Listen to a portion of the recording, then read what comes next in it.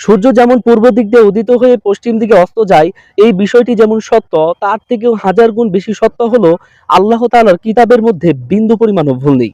আজকে আমরা আলোচনা করব খ্রিস্টান ধর্মের কিতাব বাইবেল সম্পর্কে। কারণ অনেকেই মনে করে থাকেন যে বাইবেল হচ্ছে স্রষ্টার পাঠানো কিতাব।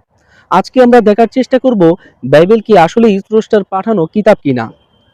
অন্য ধর্মের অনুসারীদের কথা বলছি না, বাইবেলেরই অনেক অনুসারী বলছেন যে বাইবেলের মধ্যে প্রায় 50,000-এর অধিক ভুল রয়েছে। আমরা দেখছি বাইবেলের আরো কিছু অনুসারী বলছেন যে না, 50,000 না বরঞ্চ 1,00,000-এর অধিক ভুল রয়েছে।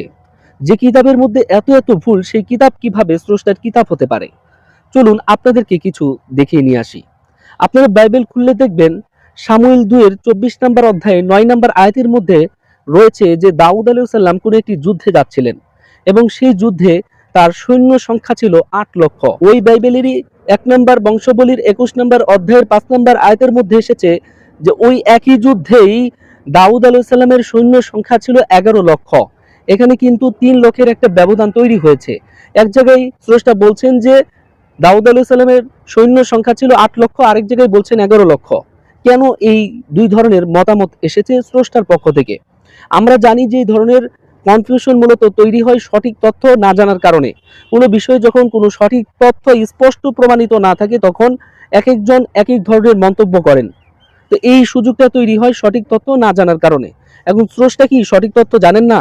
একবার তিনি 8 লক্ষ বলছেন, আরেকবার তিনি 11 লক্ষ বলছেন। এখানে কি স্রষ্টার দুর্বলতা, নাকি এই কিতাবের মধ্যে কারো হাত পড়েছে, নাকি এই কিতাব স্রষ্টার পাঠানোই কোনো কিতাব? হযরত ঈসা আলাইহিস সালামের উপরে এই কিতাব নাজিল হয়েছে। আমরা বলবো যে এই কিতাব ঈসা আলাইহিস সালামের উপর নাজিল হয়নি। ঈসা আলাইহিস সালামের উপর নাজিল হয়েছিল ইনজিল শরীফ। সেই ইনজিল শরীফ যেটা ঈসা আলাইহিস সালামের উপর নাজিল হয়েছিল, সেটা বর্তমানে বিদ্যমান নেই বলেই আমরা মুসলিমরা বিশ্বাস করি। কারণ আমাদের পবিত্র কোরআনে এসেছে যে তারা তাদের কিতাবের মধ্যে অনেক অংশেই পরিবর্তন করেছে এবং নতুন কিছু সংযোজন করেছে।